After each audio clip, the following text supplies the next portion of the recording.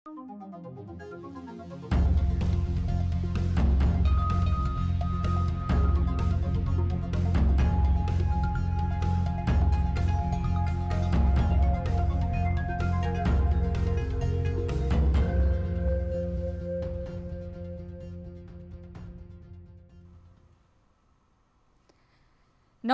यो news 24 television prime time न्यूजमा स्वागत छ। कोरोना भाइरसबाट देशभर संक्रमित हुनेको संख्या 2 लाख नागेको छ। 26 दिनमा 73,025 संक्रमित थपिएसँगै संख्या 2 लाख नागेको हो। यो बीचमा कोरोनाबाट ज्यान गुमाउनेको संख्या 1174 पुगेको छ, अर्थात् कार्तिक यता मात्रै 447 संक्रमितको मृत्यु भएको छ। यो तथ्याङ्कलाई हेर्ने हो भने संक्रमित थपिने र मृत्यु हुने दर निरन्तर उकालो लागेको छ। सरकारले यो बीचमा 6 अर्ब खर्च गरेर कोरोना भाइरसको संक्रमणको उपचार र रोकथाम गरेको दाबी गरे पनि अवस्था अझै भयावह नै छ। संक्रमितले उपचारका लागि बेड पाउन सकेका छैनन्। दैनिक सरदर 18 देखि 20 जनाको मृत्युको कारण सरकारले उपचारमा देखाएको उदासीनता भएको जनस्वास्थ्य विज्ञले बताउँदै आएका छन्। केही समय उपचारमा शुल्क लिने निर्णय गरेर पूर्ण निर्णय उल्टाइरहँदा परीक्षण र संक्रमित थपिने सरकारले आकलन गरेको छ। तर 2 लाख संक्रमित पुगिसक्दा पनि नियन्त्रणका लागि सरकारले योजना भने अझै स्पष्ट पार्न सकेको छैन। अब प्राइम टाइम न्यूजका हेडलाइन्स।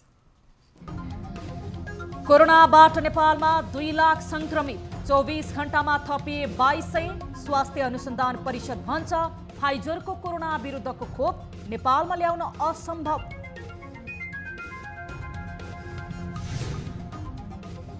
कोभिड-19 उपचार र रोकथाममा आर्थिक वर्ष 2077-78 मा 6 अर्ब 81 करोड खर्च। प्रयोगशाला र परीक्षण व्यवस्थापनमा 1 अर्ब निकासा। 29 करोड 90 लाख निकासा। वामदेव गौतमको राष्ट्रिय सभा सदस्य कायम रहने गरी सर्वोच्च अदालतको आदेश। मन्त्री बन्नका लागि पनि बाटो खुल्यो।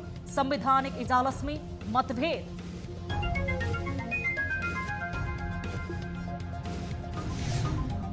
कांग्रेस सहितका शक्तिले नेपाल चीन सीमा विवादको आधारहीन हल्ला फैलाएको ग्लोबल टाइम्सको भनाई। पश्चिमा मिडियामा समाचार आएपछि चीन आक्रोशित।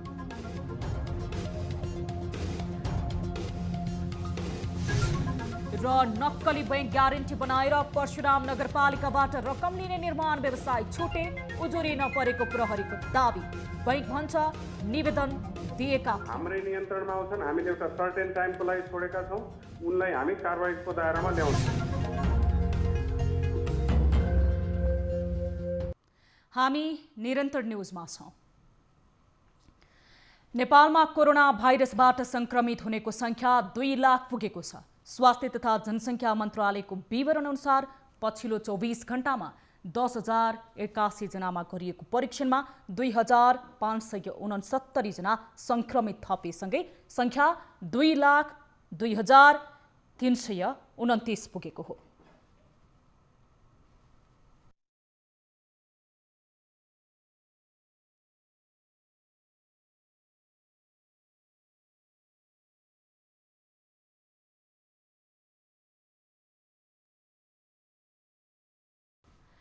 यस्तै देशभर सक्रिय संक्रमित हुनेको संख्या 38,912 पुगेको छ। यद्यपि 24 घण्टामा 1,666 जना निको भएसँगै देशभर 1,62,243 जना निको भएर घर फर्किएका छन्। यता काठमाडौँ उपत्यकामा मात्रै पछिल्लो 24 घण्टामा थप 1,261 जना संक्रमित फेला परेका छन्। यो सँगै काठमाडौँ उपत्यकामा संक्रमित हुनेको कुल संख्या 95,036 पुगेको छ। हालसम्म काठमाडौँमा 75,320 जना, ललितपुरमा 10,751 जना, भक्तपुरमा 8,965 जना संक्रमित पुगेका छन्। यीमध्ये 71,451 संक्रमित निको भइसकेका छन् भने 20,945 संक्रमित सक्रिय छन्। उता प्रदेश अनुसार सबैभन्दा धेरै बागमती प्रदेशमा 1,468 र सबैभन्दा कम कर्णाली प्रदेशमा 24 जना थपिएका छन्। त्यसबाहेक 24 घण्टामा प्रदेश 1 मा 446 जना, प्रदेश नम्बर 2 मा 73 जना, गण्डकी प्रदेशमा 213 जना, लुम्बिनी प्रदेशमा 279 जना र सुदूरपश्चिम प्रदेशमा 46 जना संक्रमित थपिएका छन्। यस्तै मन्त्रालयको विवरण अनुसार 24 घण्टामा 26 संक्रमितको ज्यान गएको छ। यो सँगै मृतकको संख्या 1174 पुगेको छ। पछिल्लो 24 घण्टामा लुम्बिनी प्रदेशमा 4 जना, बागमती प्रदेशमा 16 जना, प्रदेश नम्बर 1 मा 2 जना, प्रदेश नम्बर 2 गण्डकी प्रदेश, कर्णाली प्रदेश र सुदूरपश्चिम प्रदेशमा 1-1 जना संक्रमितले ज्यान गुमाएका छन्। मन्त्रालयको विवरण अनुसार सबैभन्दा धेरै 579 जनाको मृत्यु भने बागमती प्रदेशमा भएको छ भने सबैभन्दा कम कर्णाली प्रदेशमा 13 जनाको मृत्यु भएको छ। यी बाहेक प्रदेश 1 मा 150 जना, प्रदेश नम्बर 2 मा 168 जना, गण्डकी प्रदेशमा 66 जना, लुम्बिनी प्रदेशमा 169 जना, सुदूरपश्चिम प्रदेशमा 28 जनाले ज्यान गुमाएका छन्। यसैगरी क्वारेन्टिनमा रहनेको संख्या 1109 पुगेको छ। यस्तै संस्थागत 10,519 जना, होम आइसोलेसनमा 28,393 जना। हालसम्म देशभर कुल 15,74,295 जनाको PCR परीक्षण भएको छ।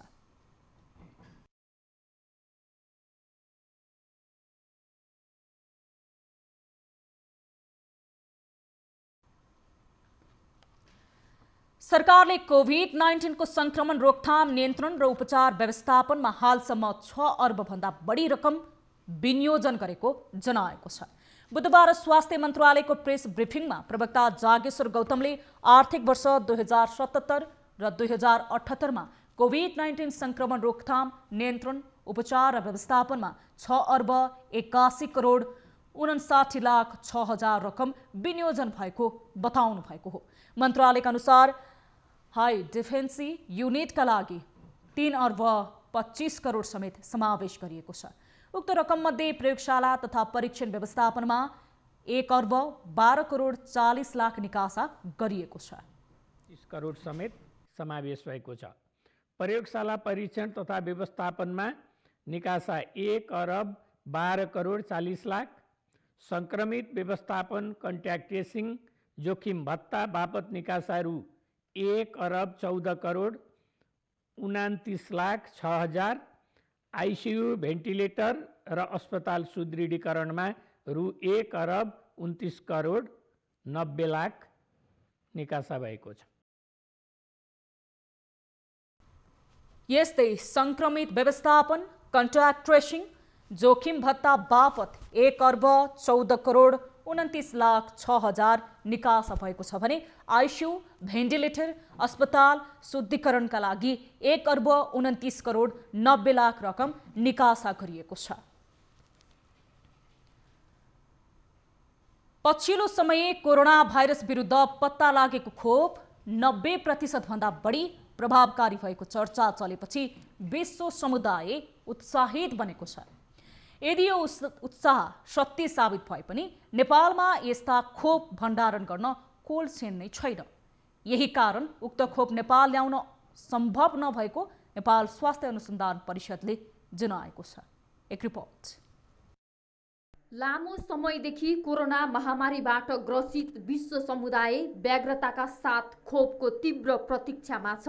2 दिन अगाडि 90% भन्दा बढीलाई बचाउन सकिने दाबी सहित कोरोना विरुद्धको खोप निर्माण गरेको अमेरिकन र जर्मन कम्पनीले दाबी गरेका छन्। हालसम्म विश्वमा 11 कम्पनीका कोरोना विरुद्धका खोप परीक्षणको अन्तिम चरणमा रहे पनि फाइजरको खोप नै सबैभन्दा प्रभावकारी देखिएको छ। तर उक्त खोपको भण्डारण -70 डिग्री सेन्टिग्रेड तापक्रममा गर्नुपर्ने कम्पनीले जनाएको छ, जुन अल्ट्रा कोल्ड चेन सिस्टम हो। यो खालको कोल्ड चेन सिस्टम नेपालमा छैन। त्यसकारण यो खोप पास भयो भने पनि नेपालमा ल्याउन नसकिने स्वास्थ्य अनुसन्धान परिषदले जनाएको छ। र आजको दिनमा अमेरिकाले नेपालमा ल्याएर भ्याक्सिन लगाउँछु भन्ने त कल्पना नगरौँ, किन -70 डिग्री सेन्टिग्रेडको भ्याक्सिन तपाईँको त्यहाँ त्यो बन्ने ठाउँदेखि नेपालसम्म आउनलाई 70 डिग्रीको माइनस चाहिँ तयारी एउटा आइसके पछाडि हामीले चाहिँ तपाईँको स्टोरेज गर्ने त अवस्था तयारीको, त्यसपछि गएर चाहिँ त्यहाँ स्टोरेज गरे पछाडि लगाउने ठाउँसम्म जाने कुरा गर्दा धेरै तयारी गर्नुपर्ने अवस्था छ। त्यसकारणले गर्दा कम्पनीले धेरै जसो के गर्छन् भने बनिसकेको भ्याक्सिनहरू चाहिँ सर्टेन कम्पनीलाई अथोराइज गर्ने होइन त्यो चलाउनु हुन्छ र त्यसअनुसार त्यसको चाहिँ डकुमेन्टको आधारमा होइन साइन्टिफिक हिसाबले उनीहरूले चाहिँ तयारी गर्छ र बेच्छ। त्यसो त भारतमा समेत -70 डिग्री सेन्टिग्रेड तापक्रममा खोप भण्डारण गर्ने व्यवस्था छैन। त्यसकारण फाइजरको यो खोप पास भए पनि धेरै देशमा उपलब्ध नहुन सक्छ। नेपालमा अहिलेसम्म खोप भण्डारण -4 देखि 20 डिग्री सेन्टिग्रेड तापक्रममा गर्न सक्ने कोल्ड चेनको व्यवस्था छ। अहिलेसम्म हाम्रो भ्याक्सिनेसनको चाहिँ प्रोग्राम अन्तर्गत अब धेरैजसो चाहिँ भ्याक्सिनहरू चाहिँ -4 देखि -20 सम्म होइन रहने गरेका हुनाले धेरै भ्याक्सिनहरूले चाहिँ तपाईँको त्यो खालको मेन्टेनेन्सको व्यवस्था गरेको छ नेपालले पनि होइन। त्यो पहिलेदेखिकै जस्तै हामीले चाहिँ टाइफाइड भ्याक्सिन लगाउँछौँ अथवा चाहिँ पोलियोको भ्याक्सिन लगाउँछौँ होइन अथवा मेनिन्गोकोकल भ्याक्सिन जुन लगाइरहेको छ नि ती भ्याक्सिनको अवस्थामा चाहिँ अहिले -20 भन्दा बढी जान नपर्ने हुनाले हाम्रो चाहिँ तपाईँको अवस्था त्यो छ र -70 का लगाउनु पर्यो -50 का लगाउनु पर्यो भने हामी थुप्रै तयारी गर्नुपर्ने हुन्छ। विश्वका 11वटा कोरोना विरुद्धका खोपहरू परीक्षणको अन्तिम चरणमा रहिरहँदा नेपाल सरकार मन्त्री परिषदले कोरोना विरुद्धको खोप G2G खरिद गर्ने र खोप खरिदका लागि अर्थ, स्वास्थ्य र परराष्ट्र मन्त्रालयका सचिव रहेको 3 सदस्यीय समिति गठन गरिसकेको छ। कोल्ड चेन मेन्टेनेन्स गर्ने कुरा, प्राइस कति लिने कुरा, कुन कम्पनीसँग किन्ने कुरा अनि आइसकेपछि त्यसको लजिस्टिक व्यवस्थापन कसरी गर्ने, मान्छेलाई कसरी ट्रेन गर्ने भन्ने कुराहरूको प्रपोजल तयार हुँदैछ। नेपालले पनि त्यो काम गरिरहेको छ। प्रपोजल तयार गरेर लगभग 50-60 अरबको पैसा त चाहिन्छ भनेर एउटा प्रपोजल चाहिँ भइसकेको छ। यहाँले सुन्नुभएको छ सचिव स्तरीय 3टा मन्त्रालयका सचिवज्यूहरू हाम्रो स्वास्थ्य तथा जनसङ्ख्या मन्त्रालय, अर्थ मन्त्रालय र त्यस्तै गरी चाहिँ तपाईँको चाहिँ गएर परराष्ट्र मन्त्रालय सचिवको चाहिँ एउटा कमिटी बनेर सरकारले भनिसकेको छ। उहाँहरूले तयारी गर्दै हुनुहुन्छ।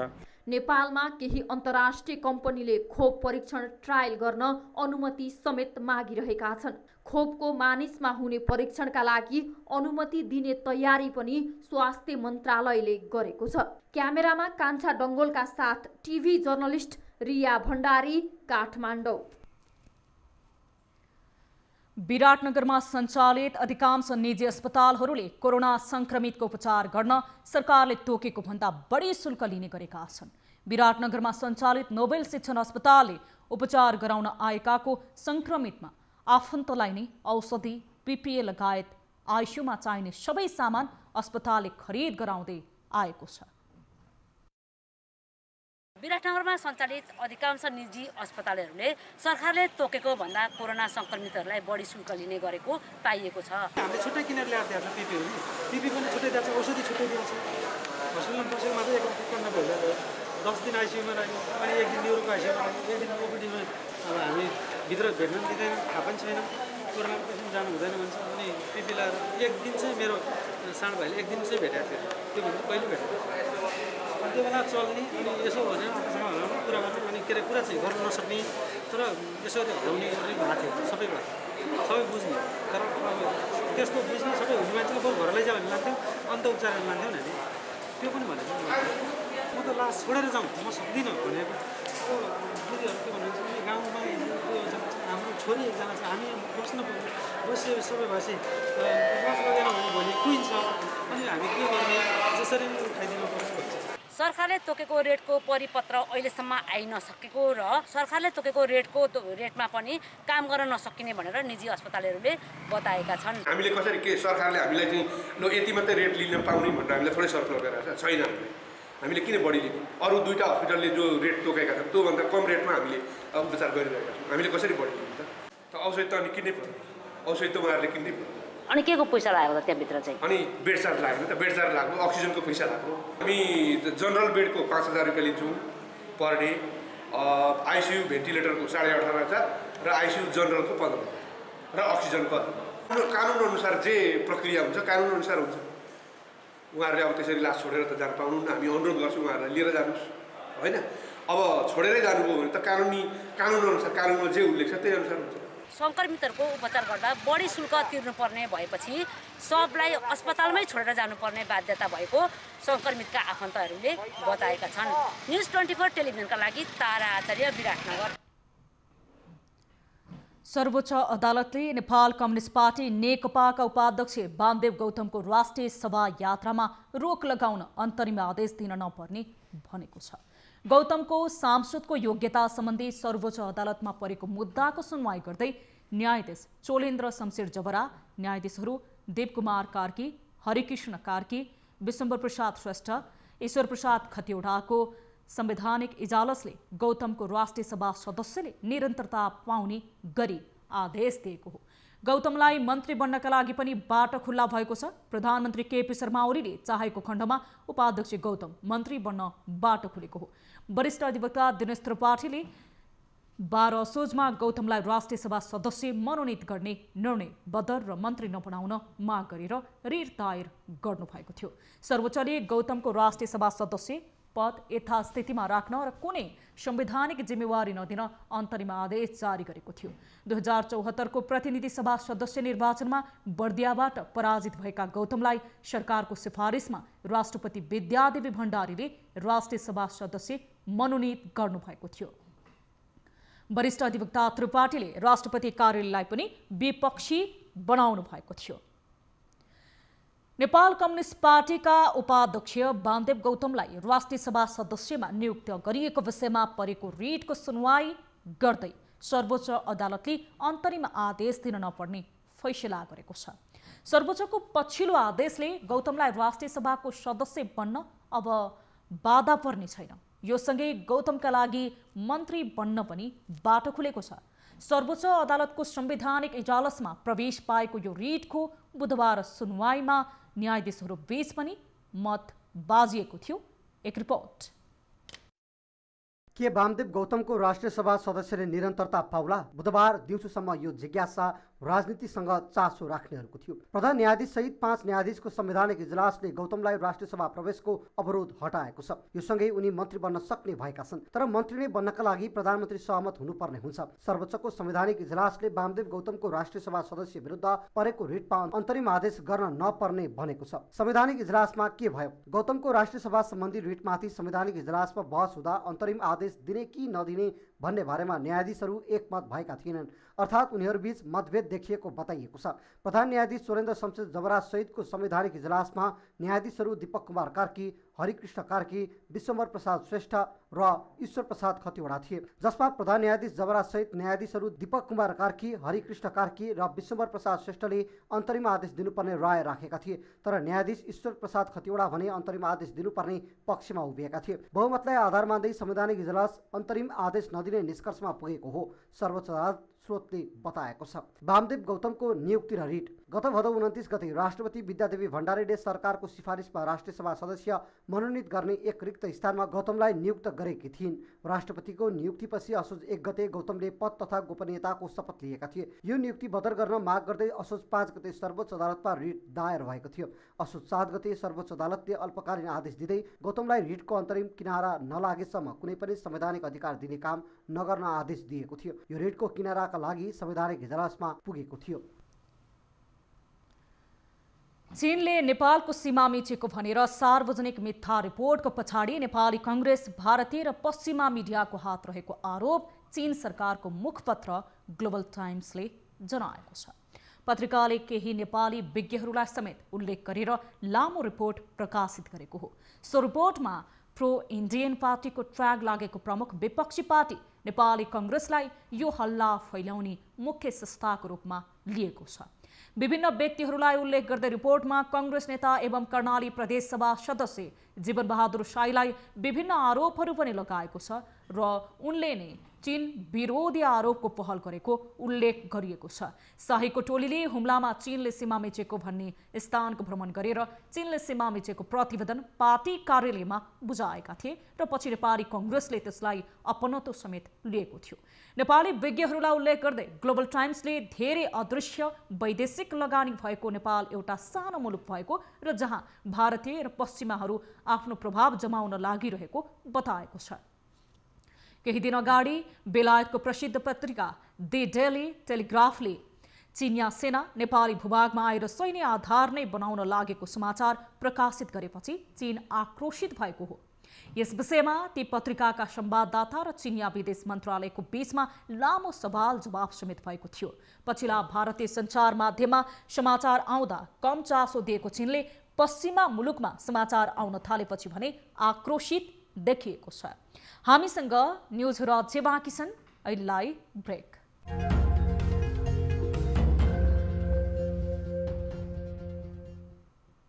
हामी निरन्तर न्यूजमा छौं। डडेलधुराको परशुराम नगरपालिका वडा नम्बर 5 को वडा कार्यालय भवनको ठेक्कामा नक्कली बैंक ग्यारेन्टी बनाएर बोहरा निर्माण सेवा परशुरामले 10 लाख भुक्तानी लिएको बारे खुलासा भएको थियो।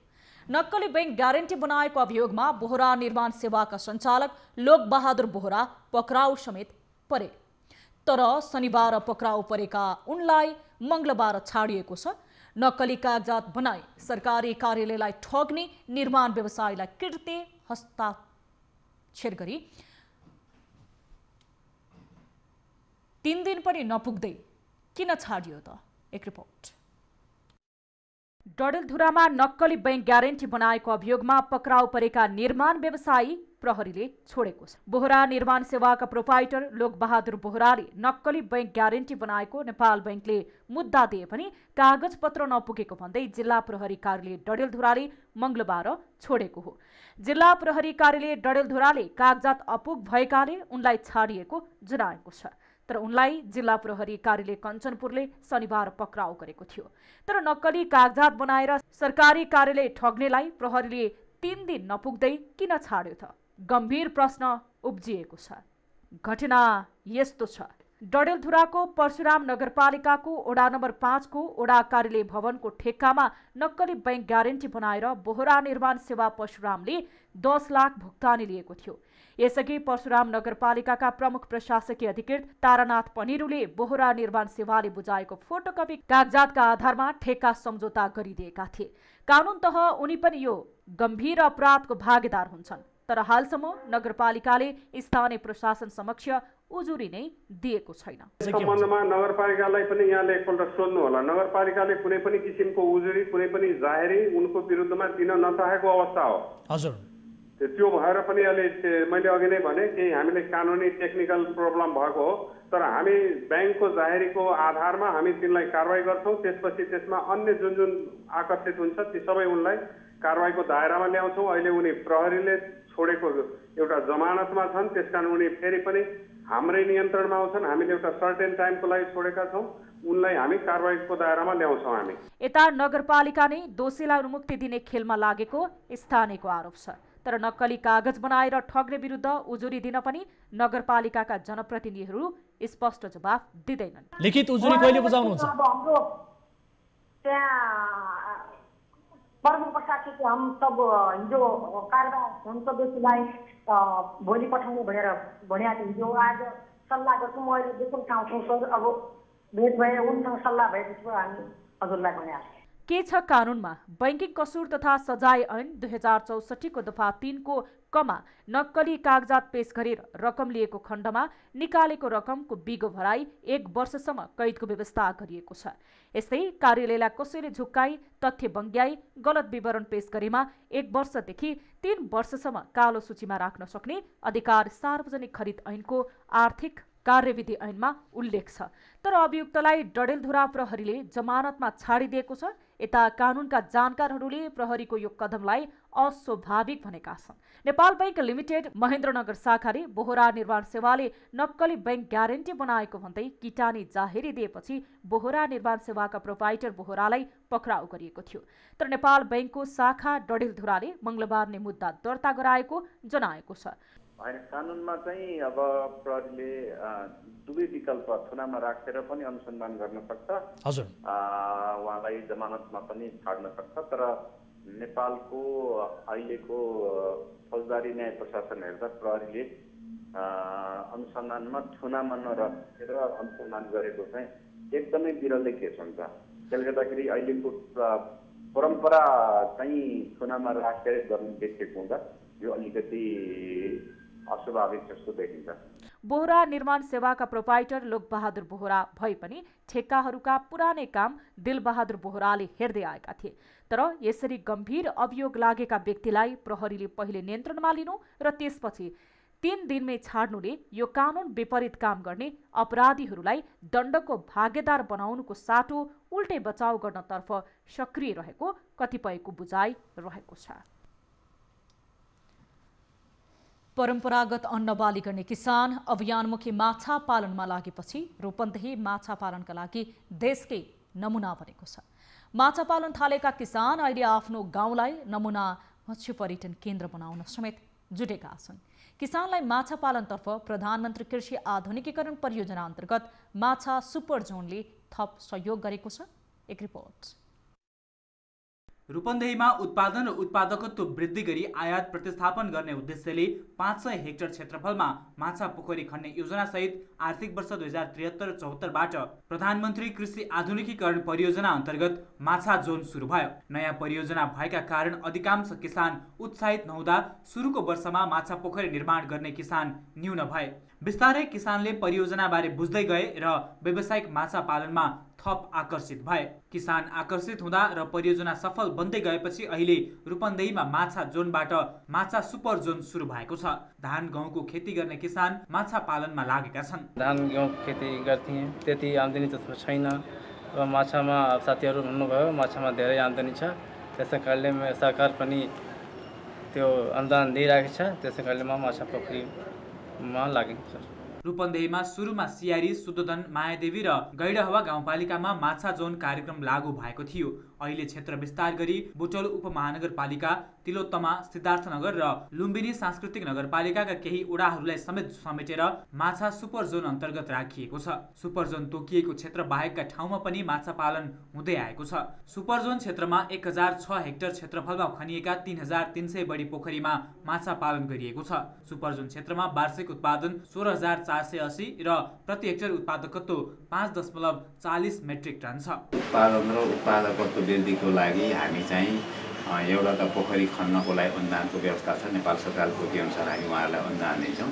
त्यसै गरी उत्पादकत्व प्रति इकाइ क्षेत्रफलमा उत्पादकत्व वृद्धिको लागि हामी कृषकहरूलाई विभिन्न किसिमका उपकरणहरू जुन चाहिँ उपकरणको प्रयोग गर्दाखेरि माछाको उत्पादन अथवा उत्पादकत्व वृद्धि गर्न सकिन्छ, त्यस्ता किसिमका उपकरणहरूमा पनि हामी उहाँहरूलाई 50% अनुदानमा हामी चाहिँ उपलब्ध गराउँछौँ। माछा पालनलाई सहज बनाउन किसानले 238 वटा कृषक समूह, कृषि सहकारी संस्था, जल उपभोक्ता समिति तथा दर्तावाला निजी उद्यमी संस्था खोलेका छन्। यस्तै जिल्लाका विभिन्न ठाउँमा 30 बढी जिउँदो माछा पसल, दाना उद्योग र मत्स्य प्रशोधन केन्द्र छन्। परियोजनाको समन्वयमा यी कृषक समूह र सहकारीले वर्षभरि नै माछा उत्पादन र व्यावसायिकतामा सहयोग गर्ने गरेका छन्। तर कतिपय किसानले लामो समयदेखि माछाको मूल्य नबढेको, माछा पालनलाई कृषि उद्योग अन्तर्गत नराखिएको, विद्युत महसुल र दानाको मूल्य घटाउनु पर्ने माग गर्दै आएका छन्। माछाको भाउ अझै पनि हामीले पाउन सकेका छैनौँ। खास कुरो चाहिँ किसानले चाहिँ माछाको भाउ जुन 3-4 वर्ष अगाडि जुन रेट थियो त्यही रेट नै छ अहिले पनि। यो भाउ अलिकति किसानहरूले चाहिँ भाउ पाउन सकेका छैनन्। एक अरू कुरो चाहिँ हामीले पोखरीमा प्रयोग गर्ने चाहिँ यो हामीले धेरै वर्षदेखि हाम्रो माग हो। यसलाई पनि कृषि अन्तर्गत पारेर विद्युत चार्ज चाहिँ कमसे कृषिको लागि जुन प्रयोग दिनुहुन्छ उहाँहरूले त्यही किसिमको चाहिँ नि चार्ज चाहिँ त्यही विद्युत कृषिकै चार्ज लगाइदिए पनि ठिक हुन्थ्यो। किनभने माछा चाहिँ उद्योग अन्तर्गत किसानलाई पनि मर्का त्यहाँ परिरहेको छ। 10 वर्ष यो परियोजनाले रूपन्देहीलाई मत्स्य हब नै बनाएको छ। परियोजनाले अहिलेसम्म 13 करोड बढी खर्च गरेको छ। जिल्लामा मत्स्य ह्याचरी 5 र नर्सरी 13 छन्। माछा पालनमा सामान्य किसानसँगै उच्च स्तरका व्यवसायी समेत सहभागी छन्। भैरहवाबाट टिभी जर्नलिस्ट प्रकाश न्यौपानेको रिपोर्ट। कोरोनाको कारण रोजगारी गुमाएका ओखलढुङ्गाका युवा व्यवसाय कृषि तथा पशुपालन व्यवसायमा आबद्ध भएका छन्। लामो समयदेखि सहरी क्षेत्रमा बसोबास गरी रोजगारी गर्दै आएका युवा महामारीका कारण रोजगारी गुमेपछि गाउँ फर्किएर व्यवसाय कृषि तथा पशुपालन व्यवसायमा आबद्ध भएका हुन्। एक रिपोर्ट। काठमाडौँमा बसेर सामान्य रोजगारी गर्दै आएका ओखलढुङ्गाको लिखु गाउँपालिका 6 का सन्तोष भट्टराई अहिले व्यावसायिक कृषि खेतीमा लागेका छन्। लामो समयदेखि सहर पलायन भएका उनलाई कोरोनाका कारण जारी लकडाउनले घर फर्किन बाध्य बनायो।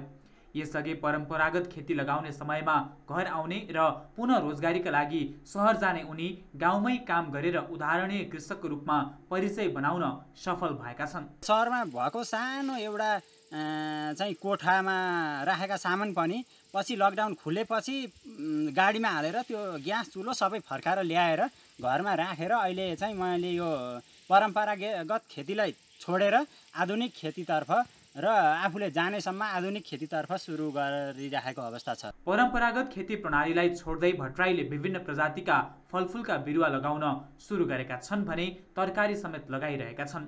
सहरबाट फर्किएर गाउँमै व्यवसाय सुरु गरेपछि उनलाई परिवारका अन्य सदस्यले समेत साथ र हौसला दिइरहेका छन्। अलिअलि यसो गर्दाखेरि तरकारीबाटै जितिने रहेछ, जे होस् डबल चाहिँ हुने रहेछ भन्ने अनुमान लागेर चाहिँ तरकारी व्यवसाय गऱ्यौँ हामीले सबजनाले। बिसजनको यस्तो लसुन भयो, आलु भयो, यस्तो यस्तो सागसब्जी गरेर चाहिँ तरकारीबाट व्यवसाय राम्रो लाग्यो हामीलाई। यता लामो समय राजधानीमा बसेर अध्ययन पूरा गरेका चम्पादेवी गाउँपालिकाका तेजेन्द्र विष्टले पनि तरकारी खेतीसँगै कुखुरा पालन व्यवसायबाट मनग्गे आम्दानी लिइरहेका छन्। करिब 70 लाखको लगानीबाट कृषिसँगै कुखुरा पालन व्यवसाय सुरु गरेका उनको व्यवसाय फस्टाएको छ। लाहर्मी कृषि फार्म दर्ता गरेर व्यवसाय सुरु गरेका उनले आफू मात्रै नभएर 2 परिवारका 7 जनालाई रोजगारी समेत दिएका छन्। हाल चाहिँ मेरो फर्ममा चाहिँ लिएस कुखुरा छ, लगभग 5000 जति लिएस कुखुरा छ। अब 10 रोपनीमा चाहिँ कुखुरालाई गरेको छु। टर्की छ 500 जति। अब मेरो समग्र सबै फर्मको चाहिँ अहिलेसम्मको मेरो लगानी चाहिँ लगभग 70 लाख एभरेज चाहिँ मैले लगानी गरिसकेँ। जिल्लाका अन्य क्षेत्रमा समेत कोरोना पछि रोजगारी गुमाएका युवा गाउँ फर्किएर व्यावसायिक कृषि पेसा अँगाल्न थालेका छन्। कति युवा गाउँ फर्किए भन्ने तथ्याङ्क कुनै निकायसँग नभए पनि युवाहरूको खोजी गरेर प्रोत्साहनका कार्यक्रम ल्याउने स्थानीय तहले तयारी गरेको छ। ओखलढुङ्गाबाट टिभी जर्नलिस्ट रामहरि श्रेष्ठको रिपोर्ट। सुदूरपश्चिम प्रदेशको पहाडी जिल्ला डडेलधुरामा पहिलो पटक ब्लक उद्योग सञ्चालनमा आएको छ। ब्लक उद्योग सञ्चालनमा आएपछि तराईका जिल्लाबाट इँटा ल्याउनु पर्ने झन्झट हटेको छ भने स्थानीय युवालाई रोजगारी समेत सिर्जना भएको छ। एक रिपोर्ट।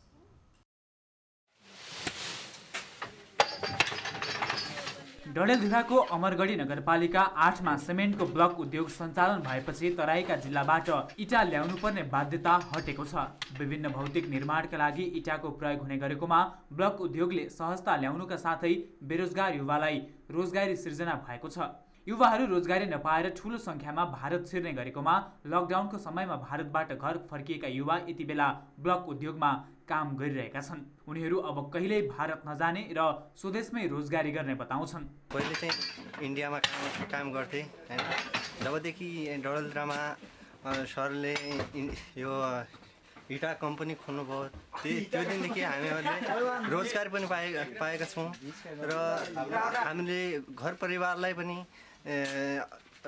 टाइम दिन पाएका छौँ र यही हामीहरूले रोजगार गर्न गरेर पनि गर्न सक्छौँ। दाजुभाइ मिलेर सञ्चालनमा ल्याएको उद्योगमा अहिले दैनिक 1200 भन्दा बढी ब्लक उत्पादन भइरहेका छन् भने 8 देखि 10 जनाले नियमित रोजगारी समेत पाएका छन्। बैंक म्यानेजरबाट कार्यरत भाइ र इन्जिनियरमा कार्यरत दाइ दुवै जनाले जागिर छाडेर व्यवसाय सुरु गरेका हुन्। पहाडी जिल्लाको आवश्यकता र स्थानीय स्रोत साधन पर्याप्त रहेकाले ब्लक उद्योग सञ्चालन गरेको उनीहरूको भनाइ छ। सामान्य घर बनाउँदाखेरि पनि लाखौँ रुपियाँ खर्च गर्नुपर्ने अवस्था थियो। त्यो समस्यालाई मध्यनजर गर्दै हामीले यो CSEB ब्रिकको कन्सेप्टको धारणा लिएका हौँ, जसमा चाहिँ यसले हामीले चाहिँ हाम्रो यतातिर स्थानीय उसमा पाइने कच्चा पदार्थहरू नै प्रयोग गरेर भूकम्प प्रतिरोधात्मक संरचनाहरू बनाउन चाहिँ सहयोग पुग्छ। 10 लाख लगानीबाट व्यवसाय सुरु गरेर अहिले पुँजी बढाएर 50 लाखसम्मको पुगेको र उद्योगमा सिमेन्टका ब्लक र इँटा उत्पादनमा स्थानीय जनशक्तिको प्रयोग गरिएको छ। स्टार्टिङमा हामीले यो बेताल कङ्क्रिट उद्योगमा यो गर्दाखेरि 10 लाखबाट स्टार्ट गरेका थियौँ भने अहिले चान्चुन लगभग 30 लाखसम्म हामीले लगानी गरिसकेका छौँ। 30 लाखको लगानी भएको छ यसमा र आउँदो 1 वर्षसम्म हामी 50 लाखसम्म लगानी गर्ने अपेक्षा गरिरहेका छौँ। उद्योग सञ्चालनमा आएपछि रातो इँटाको तुलनामा सस्तोमा बजारमा आएको छ, साथै कम पैसामा घर बनाउनेहरूका लागि निकै सहज भएको छ। डडेलधुराबाट टिभी जर्नलिस्ट उत्तर विष्टको रिपोर्ट। अब बिजनेस न्यूज।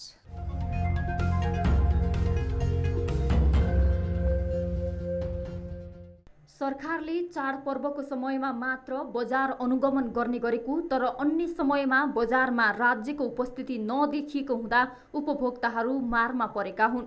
तिहार, छठ लगायतका चाडपर्वमा भाइ मसलादेखि मिठाईजन्य वस्तुहरूमा अखाद्य वस्तुको मिसावटबाट उपभोक्ताहरू ठगिने गरेका छन्। अखाद्य वस्तुको उपभोगबाट उपभोक्ताको जनस्वास्थ्यमा गम्भीर असर पर्ने गरेको छ। सरकारले प्रभावकारी बजार अनुगमन गर्न नसक्दा बजारमा व्यापारीहरूले मूल्य वृद्धि, कालो बजारी र कृत्रिम अभाव तथा अखाद्य वस्तुको मिसावट गरेर सामान बिक्री गर्ने गरेका छन्। बजारमा भइरहेको बेथितिबाट उपभोक्ताहरू कुनै न कुनै रूपमा ठगिएका छन्। बजारमा चाडपर्वको समयमा दैनिक उपभोग्य वस्तु, खाद्यान्न, दुग्ध पदार्थ, माछा, मासु, तरकारी, फलफुल जन्य वस्तु, मिठाई जन्य वस्तुमा मिसावट हुने गरेको उपभोक्ताहरूको गुनासो छ। सरकारको नियामक निकाय वाणिज्य, आपूर्ति तथा उपभोक्ता संरक्षण विभाग, खाद्य प्रविधि तथा गुण नियन्त्रण विभाग लगायतका निकायहरूले बजार अनुगमनमा कडाई गर्न नसक्दा उपभोक्ताहरू ठगिएका हुन्। Hotel, restaurant, canteen, party palace, बधशाला, मासु पसल, दुग्ध डेरी, पानी उद्योग, तेल मसला जन्य वस्तुमा अखाद्य वस्तुको प्रयोग गरी बिक्री गर्ने गरिएको हुँदा जनस्वास्थ्यमा गम्भीर असर पर्ने देखिएको जनस्वास्थ्य कर्मीहरूको भनाइ छ। कोरोना भाइरसको महामारीमा जनस्वास्थ्यमा प्रत्यक्ष असर पर्ने गरी उपभोग्य वस्तुमा भइरहेको मिसावट र गुणस्तरहीन वस्तुको बिक्रीलाई नियन्त्रण गरी उपभोक्तालाई ठगी गर्ने व्यापारीलाई कडा कारबाही गर्न उपभोक्ताले माग गरेका छन्।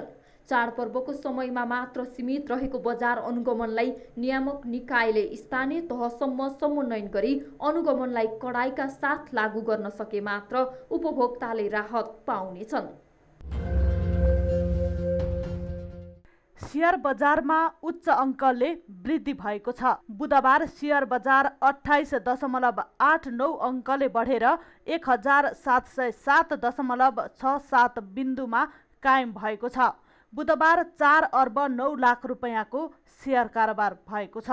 अर्थमन्त्रीमा विष्णु पौडेल आएसँगै अर्थ मन्त्रालयले केही व्यवसायी मैत्री नीति अघि सारेपछि शेयर बजार 3 वर्ष यताकै उच्च बिन्दुमा वृद्धि भएको छ। 2073 साल चैत्र 29 गते 1709.82 बिन्दुमा रहेको सूचक 2077 साल कार्तिक 26 गते सोही बिन्दुमा पुगेको छ। शेयर लगानीकर्ता कोरोना संक्रमणसँगै अरू लगानीका क्षेत्र सङ्कुचित भएको हुँदा पनि अनलाइन मार्फत शेयरमा लगानी गर्न पाउँदा थप आकर्षित भएका हुन्। बुधबार 195 कम्पनीको 1,25,23,000 किता शेयर कारोबार भएको छ। विभिन्न कम्पनीको वित्तीय विवरण राम्रो भएको सूचना पाएपछि पनि लगानीकर्ता शेयर बजारमा आकर्षित भएका हुन्। बुधबार व्यापार उत्पादनमूलक समूह, म्युचुअल फन्ड, निर्जीवन बीमा कम्पनी र अन्य कम्पनीका शेयरको मूल्य धेरै बढेको छ। वित्त समूह बाहेक सबै समूहको शेयर बजारमा वृद्धि भएको छ।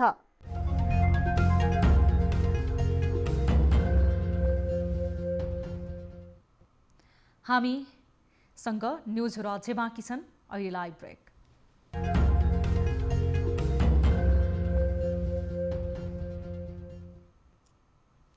हामी निरन्तर न्युजमा छौँ। अब स्पोर्ट्स न्युज।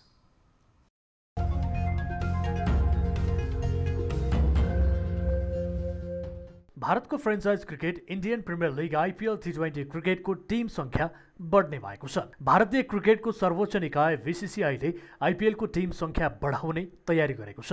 बीसीसीआईले आइपिएलको टिम सङ्ख्या थप गर्दै 9 बनाउने तयारी गरेको भारतीय पत्रिका द हिन्दूले जनाएको छ। आइपिएलमा 8 टिमले प्रतिस्पर्धा गर्ने गरेका छन्, तर 14औं संस्करणमा टिम सङ्ख्या बढाउने तयारी गरिएको हिन्दूले जनाएको छ। यस्तै आगामी सिजनका लागि नयाँ अक्सन गराउने समेत बीसीसीआईले तयारी गरेको छ। कोरोना महामारीका कारण 13औं संस्करणको आइपिएल युएईमा भएको थियो, तर आगामी सिजन भने भारतमै आयोजना हुने बताइएको छ। दुबईमा मंगलबार सम्पन्न 13औं संस्करणको उपाधि मुम्बई इन्डियन्सले जितेको छ। अब अनुला महर्जनको साथमा फटाफट न्युज।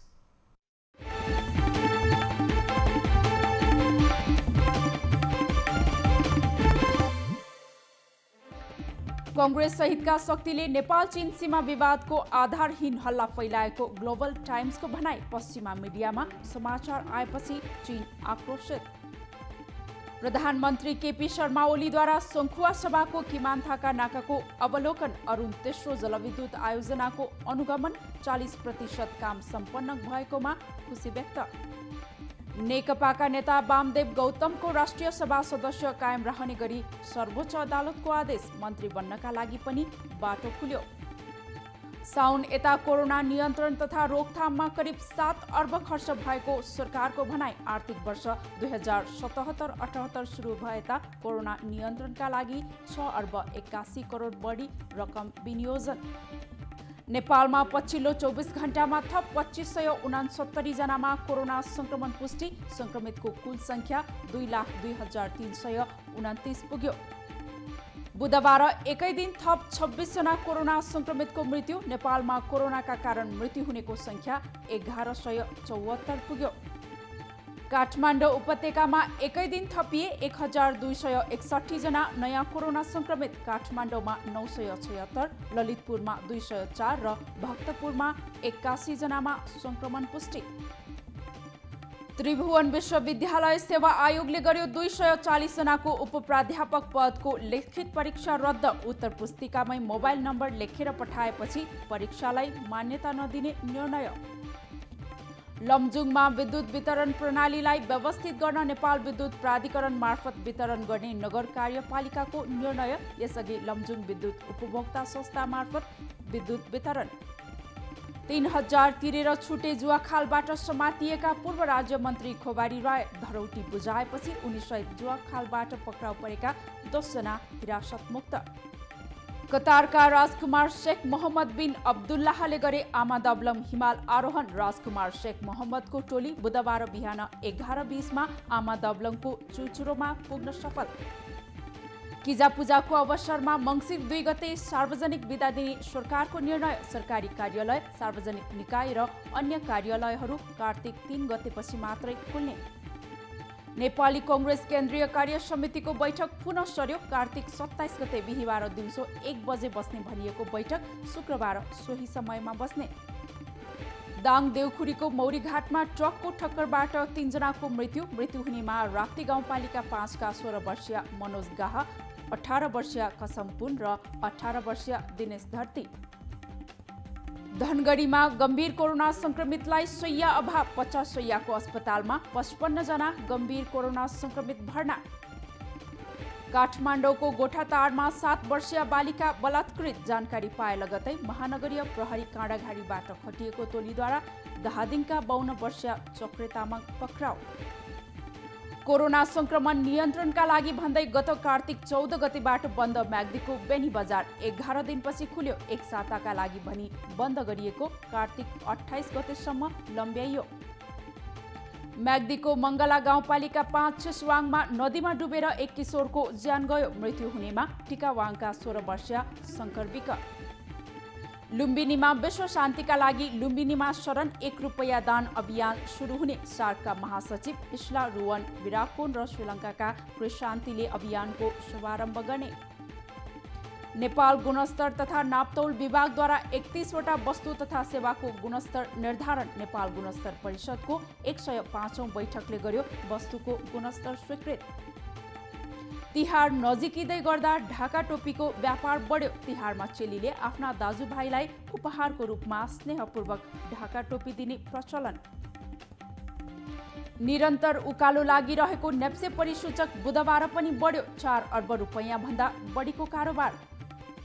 बिहारमा पुनः एनडीए गठबन्धनको सरकार बन्ने निश्चित। बहुमतका लागि आवश्यक सिट पूरा। मतगणना अझै जारी। र अमेरिकामा लगातार 7औं दिन भेटिए 1 लाख भन्दा धेरै कोरोना संक्रमितको संख्या बढेसँगै क्यालिफोर्निया, मिनेसोटा राज्यद्वारा सामाजिक गतिविधिमा थप कडाई गर्ने घोषणा।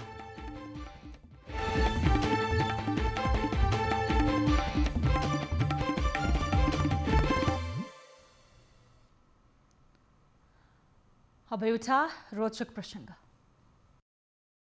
आफूलाई मनपर्ने खानेकुराको नाम लिने बित्तिकै सबैको मुख रसाउने गर्दछ।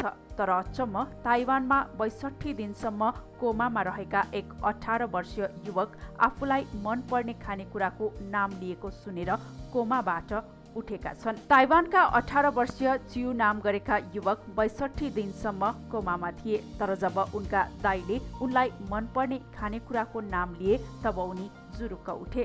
उत्तर पश्चिमी ताइवानमा बस्ने उनको जुलाईमा स्कुटर दुर्घटना भएको थियो, जसका कारण उनी कोमामा गएका थिए। गम्भीर स्थितिमा अस्पताल लगिएका उनी 2 महिनाभन्दा धेरै समय कोमामा नै रहे। अचानक उनका दाइले उनको अगाडि गएर भने, भाइ मैले तिमीलाई मनपर्ने खानेकुरा चिकन फिलेट लिएर आएको छु। त्यसपछि तत्काल उठेका उनी निको पनि भएका छन्। प्राइम टाइम न्यूज सक्नु अघि अहिलेसम्मका हेडलाइन्स पुनः एकपटक। कोरोनाबाट नेपालमा 2 लाख संक्रमित, 24 घण्टामा थपिए 2200, स्वास्थ्य मन्त्रालय भन्छ।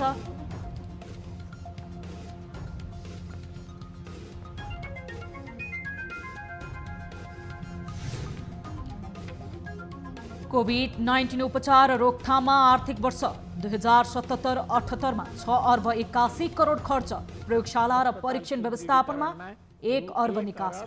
29 करोड़ 90 लाख निकासा।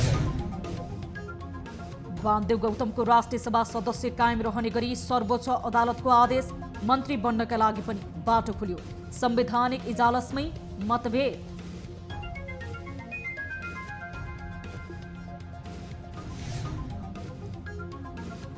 कांग्रेस सहितका शक्तिले नेपाल चीन सीमा विवादको आधारहीन हल्ला फैलाएको, ग्लोबल टाइम्सको भनाई।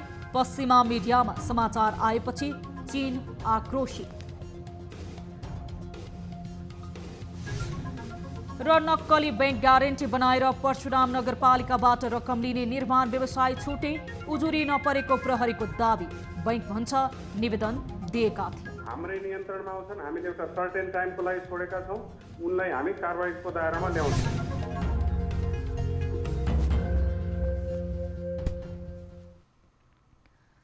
प्राइम टाइम न्यूज अहिलेलाई यति नै। जाँदा जाँदै ताली र गालीका लागि हाम्रो प्रश्न, सवारी साधनमा अझै जोर बिजोर नियम कायमै रहेछ, यो अझै कायम राख्नुको तुक छ र अझै जरुरी छ भनेर तालीमा र बेकारको शास्ति मात्रै हो भनेर गालीमा भोट गर्न सक्नुहुनेछ। थप न्यूजको लागि हाम्रो वेबसाइट www.news24nepal.com हेर्न नभुल्नुहोला। साथै तपाईले हामीलाई फेसबुक, ट्विटर र युट्युबमा पनि फलो गर्न सक्नुहुनेछ। यस्तै मोबाइल, भाइबर र इमेलबाट न्यूज24 टेलिभिजनको हेल्प डेस्कमा कुनै समस्या र गुनासो छन् भने प्रत्यक्ष रूपमा सम्पर्क राख्न सक्नुहुनेछ। हामी निरन्तर न्यूजमा छौं। नमस्ते।